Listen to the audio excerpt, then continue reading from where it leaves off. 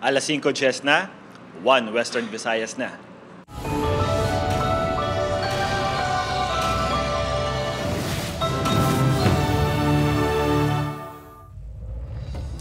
Mga balitang atong tutukan subong nga Martes, pagkagubas ng pila ka flood control project sa probinsya sa Iloilo, ginakabalakan sa pila ka residente, ilabi na nga nagaulan-ulan.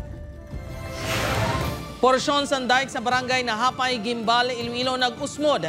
Mga residente nagakabalaka kung magdalom ang tubig sa suba.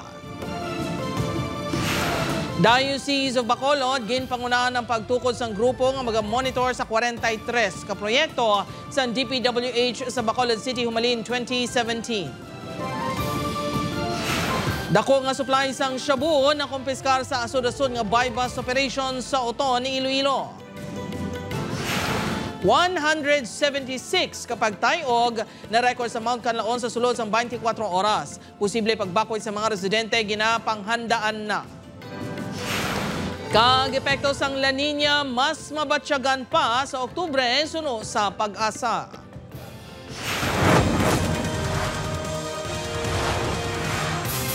Ini ang GMA Regional TV, 1 Western Visayas. Mayong hapon Western Visayas kag Negros Occidental, porsyon sang masobra 18.5 million pesos nga slow protection project sa barangay na Hapay, Gimbal na tiphag. Rehabilitasyon sini ginabulubanta nagakinahanglan sang 10 million pesos nga pondo. Ini ang gintutukan ni Kim Salinas. Dako nga pag-usmod sang guta sa pangpang sang suba kag nagahilay nga balay. Ini ang sitwasyon sa barangay na Hapay, Gimbal, Iloilo matapos nga nagtipag ang 34 meters nga porsyon sang slow protection project sa lugar sang nagligad niya simana. Nagapuyo sa mga balay si Rodolfo. Apisar na kulbaan sa iya sitwasyon, diri man ini sa gihapon nagatulog bangod wala pa sang maistran. Tumbanan na sa dako nang niyo. Mo muna mo. Tingnan ba lang ko bata ko plagyo. Ginpalabot na sa punong barangay ang problema sa LGU agud masolusyonan. Kapon kay ariban sila di in-check nila ti para malikawan ti siyempre reklamo pumuyo diri nga basi madugangan pangabab kung magsigi ang dalom kamba kag sige ang inulan. June 10, 2015 sa ginsuguran ang proyekto. Mayo 19, 2016 ini natapos kag tuig 2017 sang gin-turn over sa LGU. 2024 lang sa nakitaan ni isang mga litik. Nakagigil man na namon repair kaysa kung maglitik magano ang baha tapos gina-repair gid namon pero iyan na isa sang LGU nga kwarta ginagamit na namon mag-repair. Suno sa DPWH Iloilo First District Engineering Office, ang proyekto ang ginabugusan sang duha ka sections kag nagabalor sang masobra 18.5 million pesos. Sa pagbanta sang ahensya, 8 10 million pesos ang pondo nga kinahanglanon sa pag-rehabilitate sa proyekto. Pag-inspeksyon naton to kagapon, dako na nga tubig ang nagaluwas sa diri nga main river, may may ga-contribute pagid nga creek which is nga diri gid ang bulungguan sang duha ka tubig didto sa junction. Sekyaron pa ni Representative Janet Garin ang proyekto kung ginpaubra sa idalom sa Project NOAA. Subong ya ang flood control projects kinahanglan ara kaya sa Project NOAA butang balon very high risk of flooding. So kung ara siya sa Project NOAA, ginamapping nila subong, then I will make representation para madugang kag mapunduhan kaya di ongoing ng budget deliberation. Nanindugan naman ang kontraktor nga wala sila sang salabton bangod natapos na ang ila 5-year warranty period. Ginobran man namon sang Mayo kay ginsunod man lang namon ang standard specifications sang DPWH kag 10 years ago pa na damo na nagyan nga bagyo, baha. Magahimo na ang DPWH Iloilo First DEO kag Municipal Engineers Office sang preventive works agud hindi madugang ang tipag ang naguba nga porsyon. Upod kay Romel Porquia, Kim Salinas, 1 Western Visayas. Para sa dugang mga balita sa Negros kag Panay, mangin kaupod ta si Adrian Prietos. Adrian? Madamo ka salamat, Jerth. Mga kapuso, Diocese sa Bacolod nagpanguna sa pagtukod sa grupo nga magamonitor sa masobra 40 ka mga flood control projects sa syudad sa Bacolod humaling 2017. Yaring balita nga itong gintutukan. Sa nag-iinit nga isyu, sang manomaliya nga flood control project sa pungsod, hindi malikawan nga magreklamo, hindi lang mapektado sang baha, kundi ang mga pigado nga mga residente. Pigado, gid. Gabing kurakot nila. Mayara man 3 ka beses kami magano magkaon. Okay man lang. Sila ya? Magkaba. Ano eh, sige sila maano. Sige sila maggranon. Ang kurakot ng guro kayo lang nila Japon tapos tang kadugay man Japon maguman sa ginabratan nila. Sa Bacolod City, gintukod sa pila ka mga kaparian sa idalom sang Diocese of Bacolod, ang Council of Concerned Citizens o C3. Ang inyang grupo nga pagabugusan sa civic groups, mga engineer kag abogado, amo ang mag-imbestigar sa pila ka flood control project sa syudad.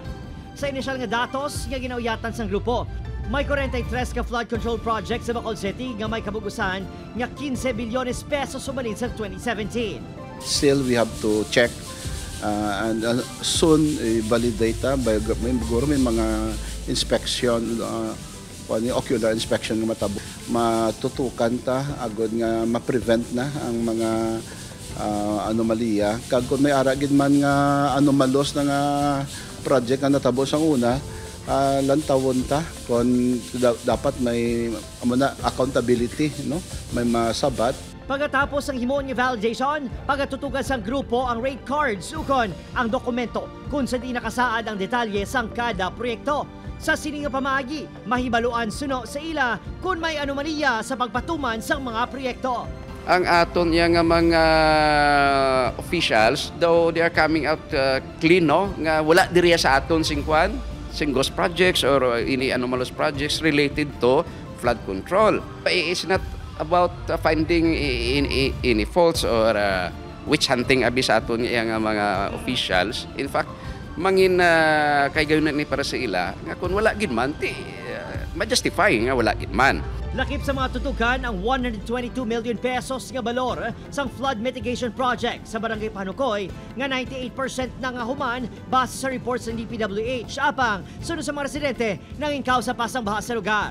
Samtang sa Domingo, pangunahan sa simbahan ang hiwaton niya hublag protesta kontra korupsyon. May indignation rallies man sa pila ka mga bulutuan. Opo, Kiril Casillo, Adrian Prietos, One Western Visayas. Mga kapuso, pila ka residente nga naga-istar sa balahaon nga lugar sa Leganés, Iloilo, nagapangaman na bangon sang padayon nga ulan. Epekto sang La Nina mas mabatyagan pa sa Oktubre sunod sa pag-asa. Si Zen Kilantang Sasa nakatuto.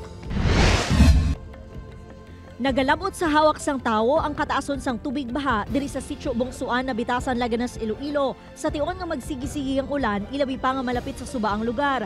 Ang pamilya ni Manang Joylen naanad na sa pagbakwit, gani inahanda na sini ang ilang mga importante nga gamit. Uy, kung magulan niya, alert na kami kasi magtao bala magtaasaka naman ng tubig, mga gamit naman, ginapangalasta namin. Kainas ang aga, nangin maulano ng panahon, magalumon man ang kahawaan. Inyang tugas ang trough sang duha ka mga low pressure area sa Philippine Area of Responsibility sunod sa pag-asa. Dugang sa ahensya, lauman sa gihapon ang maulanon nga tiyempo, tubtub-buwas Miyerkules. Samtang ginanunsyo man sa pag-asa ang posible pagbaskog sang La Nina sa pagsulod sang Oktubre. Kadungan sini ang pagsulod sang madamo pa nga bagyo sa PAR. May ara kita nga 70% chance of La Nina within this following months naton. So ang gina-expect naton dira is that may mga ara nga mga continuous nga mga pagtupas ang ulan. Siguro sa mga pila ka adlaw sunod-sunod nga pagtupas ang ulan kita maka-experience. Ginpanugyanan sa pag-asa ang pumuluyo nga naga-istar sa flood-prone areas kag low-lying areas nga padayon nga mangin alerto subong man sa mga lugar nga masami nagakatiphag ang duta. Upod kay Cirilo Renduque, Zen Kilantang Sasa, One Western Visayas.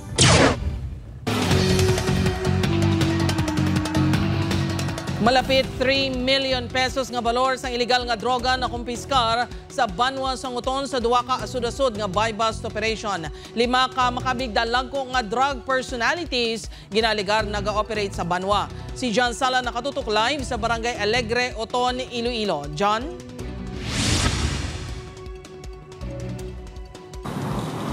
Jert, nagapabilin nga problema diri sa Banwa sang Oton ng illegal nga droga sa Oton Municipal Police Station. Ini matapos nga dadakpan ng duwa ka mga badak listed high-value individual sa duwa ka separado nga drug buy-bust operation diri sa Banwa. Naglabot sa 2.5 million pesos nga balor sang suspected Shabu na recover sa gintigom nga puwersa sang RPDEU kag Uton MPS sa drug bypass operation sa Barangay Alegre Uton Domingo sang gabi. Nakuha sa 26 anyos sa subject kasi alias Dagul ang suspected Shabu nga nagabugat sang 380 grams. Suno sa Uton Police may direkta koneksyon sa nubilibid preso ng subject nga nagapatigayon sang delivery sa iya supply. Kahapon nadakpan naman ang 39 anyos kasi alias Anthony, residente sa Barangay Rizal, Palapala 1, Iloilo City sa drug bypass operation sa Barangay Trapiche. Nagabugat sa 60 grams ang suspected Shabu na recover sa suspect. Ini ang may standard drug price nga 408,000 pesos. Ginakalarma naman sa Uton MPS ang asod-asod nga recovery sa illegal nga droga sa Banwa. Banwa sa Uton, sir, hindi naton ma-deny, no? Tungod sa mga recoveries naton. Ma-consider naton, sir, na alarming, but then wala man kita, sir, nagauntat, no, sa pag-conduct sang bypass operation. Magluwas sa mga operasyon masgid pasangkad man sa mga barangay ang ila drug monitoring. Diri sa Barangay Alegre sa diin nadakpan si alias Dagul, hugot ang ila kampanya. Sa monitoring isang barangay may mga minor de edad gani nga nagapakigbahin sa illegal drug trade. Sa aton residente sa Barangay Alegre kung mga muna nga mga butang iutatan ka na para hindi nablamag magkadalahig mga kabataan. Sa datos ng Uton MPS, mayara sa ginabuluban ta 5 ka mga dalag ko ang drug personalities nga nagasupply sang droga sa Banwa. Ang mga ini ang ilagay na paidalom sa surveillance. Kalabanan sa mga drug personalities ang yara sa 3 ka mga barangay nga hindi pa drug cleared. Ang Barangay Poblacion South, Poblacion East, kag Trapiche. Sila dabi, sir, do nagabudiga lang sila, no? Naminta, sir, ginadeliveran lang sila, no? So according sa aton nga validation may nagadulong sa ila.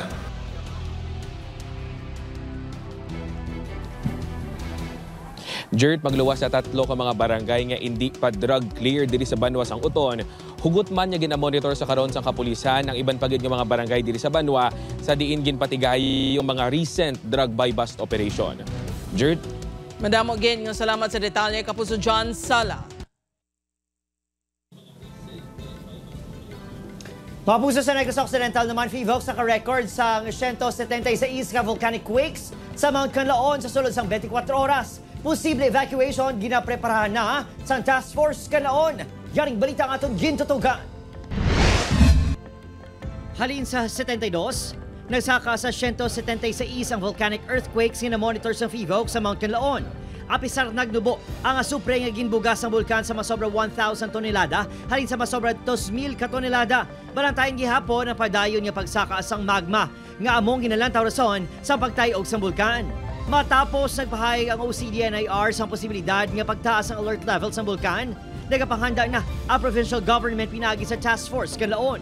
Yes sir, no, actually mayara naman ta na-determine ang temporary evacuation centers naton which is subong mayara ito sa gihapon gatiner sa La Castellana. So nga ang aton nga mga barangay sa La Carlota, Bago City kag iban pagid mayara naman sila sang protocol nga sundon in case man nga magkandak liwat sang preemptive evacuation. Ang pila ka negosyante nga taga La Carlota City hindi naman malikawan nga magkabalaka. Bangod bago pa lang sila kuno nakabangon halin sang naglupok ang bulkan. Tanan nila nga pangabuhian, mga nagkaladula gito tanan pati ila mga balay, so hindi sila makabalik sa ila balay. But now, unti-unti nagabalik naman sila. Sunod sa task force, pananglitan liwat nga maglupok ang bulkan. Ginabanta masobra 7,000 ka mga pamilya ang maapektuhan o kung kinahanglan nga mag-evacuate. Ang aton nga mga buses nakapreposisyon naman in case nga may howling liwat sang aton nga mga IDPs. And of course ang aton man no, nga mga rescue vehicles and other equipment pagid nakapreposisyon naman in case nga ready for deployment na sir. Nagapabili sa alert level 2 ang bulkan. Opod, Karil Casillo, Adrian Bretos, 1 Western Visayas. Ini ang GMA Regional TV, 1 Western Visayas. Mga kapuso, pagpatukod sa Panay Guimaras Negros Bridge, hindi apektado sang gin-report nga pagkansela sang South Korean government sang loan grants sa Pilipinas. Si Zen Kilantang Sasan nakatutok. Yara na sa 99% ang detailed engineering design sang Phase 1 sang Panay-Guimaras Negros Bridge. Buot silingon, halos natapos na ang pagtuon sa pundasyon sang Taytay, soil analysis kag iban pa. Sunod sa Department of Economy, Planning and Development 6, hindi naman apektado ang konstruksyon sang Taytay. Kasunod sang anunsyo sang South Korean government nga pagkansela sang pila ka loan grant sa Pilipinas. So PGN Bridge will still continue. It will still proceed. So we've heard DOF, our Department of Finance, making a statement that this loan does not exist, as mentioned by, I believe it was a Facebook post by South Korean President. So they have queried with the Korean government regarding the status of this. And apparently it's a DAR, Department of Agrarian Reform project, on a big bridge project which was never materialized. Ginalauman nga makumpleto ang DED sang PGN Bridge subong nga bulan. After that, we will proceed with the procurement process which hopefully take us until next year. So target construction start will be by June of 2026. Samtang sa Phase 2 sang Taytay nga magakonekta sa Guimaras kag Negros, nagapadayon man ang detailed engineering design. Posible ulihi pa maumpisahan ang procurement kag completion sang proyekto bangod sang kalabaon sang Taytay. Upod kay Cirilo Renduque, Zen Kinantang Sasa, One Western Visayas.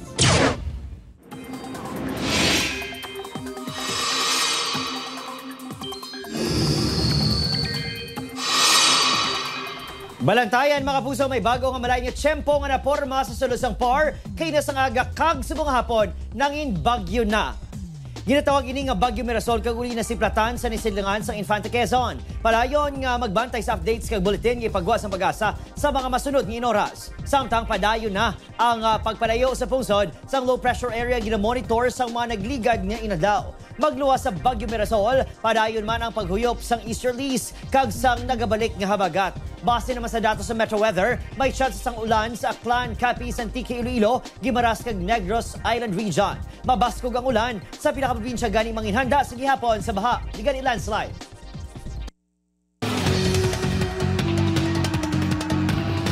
Disinwebe anyos nga lalaki na tiruhan pilason sa nagtambag sa away sa iya amay kag sang ila kasilingan sa Pototan, Iloilo. Si Kim Salinas sa katutok.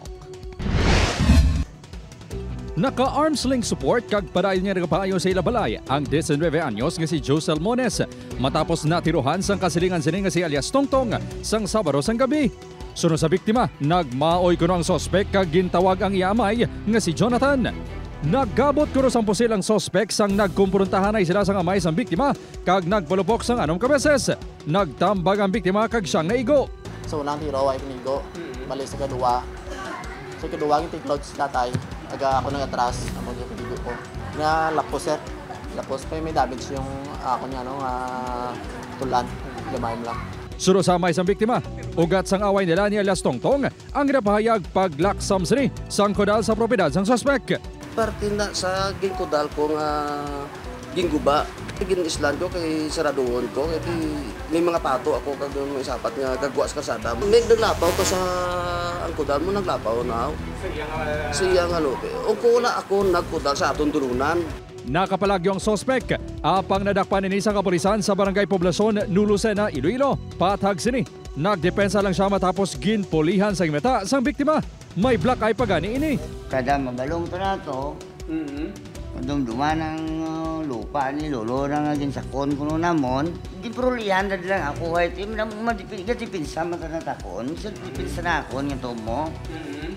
Ang sala ako lang ay di may armas ako nga bukod lisensya do. Pati ato bangon ko ang ako nga sala nga tungod sa pagupot ka armas nga hindi lisensya do. Na-recover sa suspect ang 45 caliber pistol nga gingamit sa ni sa pagpaniro. Napasakanay ni isang reklamo sa piskalya. Attempted homicide, which is 2 counts, and also the possession of firearms, this violation of Republic Act 10591. Upod kay Romel Porquia, Kim Salinas, One Western Visayas. Sa dugang nga balita, pila sa nawala nga kilid na naagom sa 33 anyos nga tricycle driver. Matapos ginbunos ang kasubong sini nga tricycle driver sa Barangay Poblacion West, Uton, kagabi. Ginkilala ang biktima kay alias Ton, samtang sa suspect amo si alias Toto. Sa investigasyon sa Uton MPS, agaway isang pasahero ang rason sang hindi pagintindihan na isang duwa nga nagresulta sang pagpangbuno sang suspect. Nagwa man ang impormasyon nga may daan sila nga hiligutanon. Gindala sa ospital ang biktima, samtang ang suspect nagpalagyo pagkatapos ng insidente. Padayon pa ang pagpangita sa kapulisan sa suspect.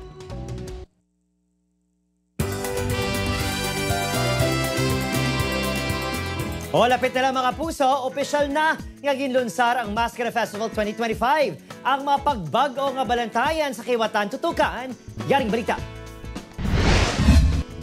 Opisyal na ginlunsar ang Mascara Festival 2025 sang weekend. Imbukada pa lang sang programa, Mascara Fields na sa ginpatukar pa ang bag-o nga theme song.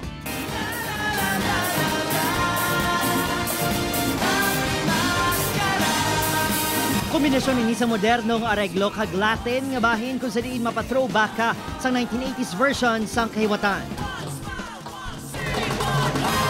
Masugod na ang Mascara 2025. We will be showcasing the spirit of Bacolodnons, the spirit of resilience, the spirit of unity, the spirit of hope. Let us enjoy Mascara 2025. Ang mas kasing-kasing logo, ginkabiliban man, o ginapakita diri ang mga inagyan sang syudad. Sa Oktubre 1 na, pagabuksan ang Mascara sa Bacolod City Government Center kag Bacolod City Public Plaza. Sa masunod nga mga inadlaw, magasugod na ang nagkalain-laing nga aktibidad. Pero this year, bida ang mga lola sa Senior Citizens Day. Ang PWDs may araman sang PWD Day. Sa October 17, hiwaton ang Electric Mascara and Float Parade. Sa October 18 naman, ang Arena in Street Dance School Category. Kag sa October 19, ang Arena in Street Dance Competition sa barangay level. This year, we are celebrating with one vision, which is one smile, one city, one heart. As we look forward for this year's festivity, we want to bring more colors, louder beats, and bigger smile because I believe that Mascara, more than a celebration, it is the soul of Bacolod City. Ang tema subong nga tuig among One Smile, One City, One Heart nga nagatuyo ipakita ang pag-isa sang mga Bacolodnon. Opo Kiril Casillo, Adrian Pretos, One Western Visayas.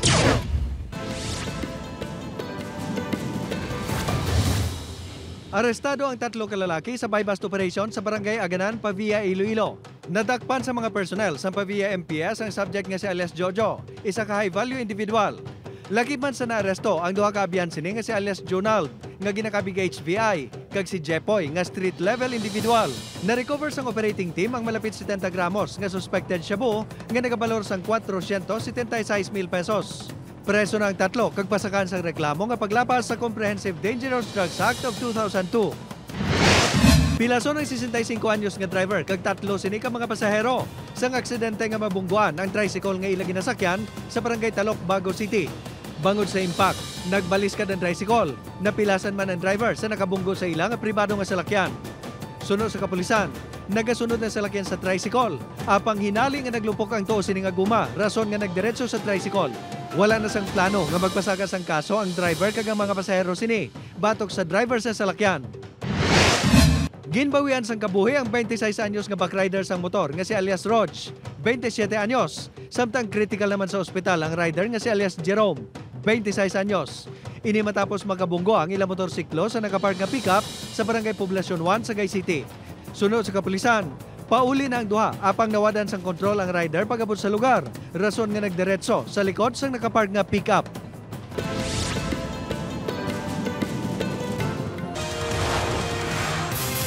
Ini ang GMA Regional TV, One Western Visayas.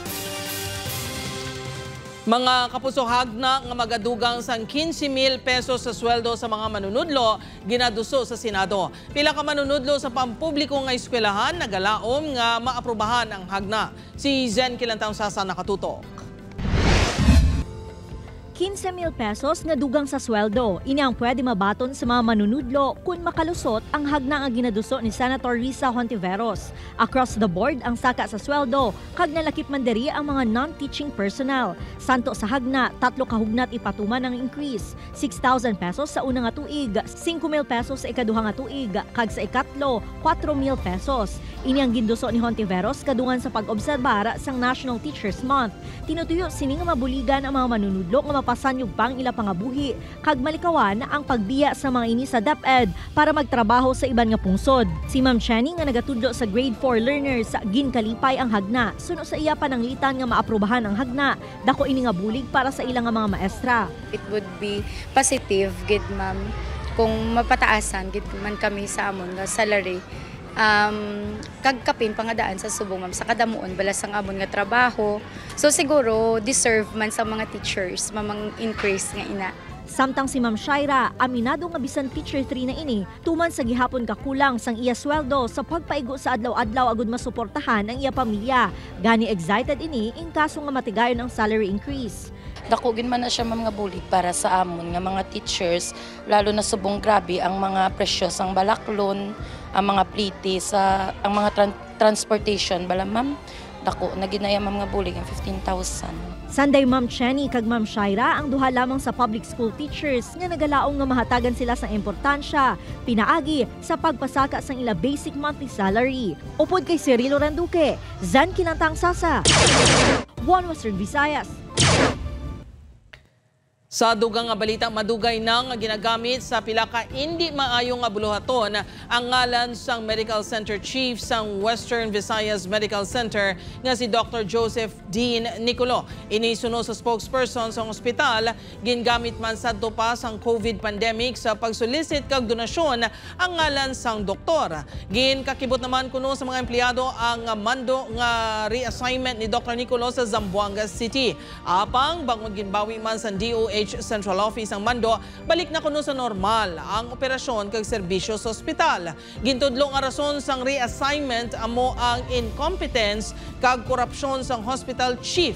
Bagay nga baliskad kuno subo sa tagpamaba bangod madamo kuno sa nagadayaw sa performance ni Dr. Nicolo. Kapila na siya nag-issue sang mensahe kag advisory nga dapat i-confirm anay sa hospital before maghatag daw muna.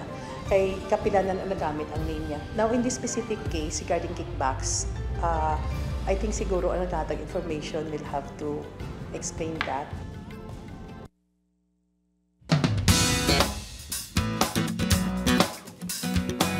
Mapusoari na ang madapat bantayan sa Encantada Chronicle Sangre.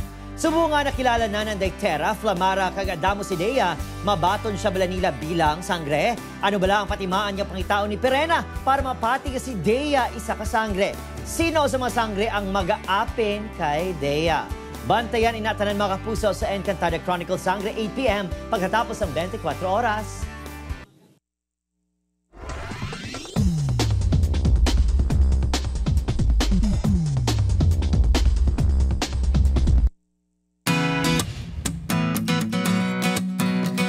Mga kapuso, madamo sa Iloilo sang matahom nga tourist spots, ilabi na ang mga perfect para sa photoshoots, en grande man o kung simple. Sa Leon, Iloilo, mas nakita ang katahom sang Imoy Falls kung saan nag-photoshoot ang kabataan, suksok ang ila paborito nga cosplay costumes. In character gid ang mga cosplayers, hero man o kung villain. Dream come true naman para sa mga bata sa lugar nga makita ang ila paborito nga ninja characters. Sunod sa nag-organize nga si Jafet Suarez, luyag sang grupo nga ipakita nga masarangan man sa mga Pinoy ang pag-cosplay hindi lang para ipakita ang costumes kundi himuon man nga instrumento sa pag-promote pa sang turismo. Wow! Ayos gid na. Gani kapuso kon kamo may mga istorya nga pinasahi, makahatag good vibes o kung makalilingaw, nakuhaan sa inspirasyon kag syempre tulunan ipakigbahay ng mga istorya nga ayos gid. Pinasahi gid man niya basta Ilonggo nga mga cosplayer. Sa aton mga kapuso diri sa Western Visayas kag Negros Occidental subong man sa aton mga kapuso abroad. Madamo gid nga salamat sa pagtutok. Mag-isa kita kakibalo ng mga balita tungod local news matters. Ako si Gertrude Charlotte Tan, ini ang One Western Visayas bugos nga puwersa para sa mas dako nga misyon kag mas masangkad nga pagserbisyo sa pungsod.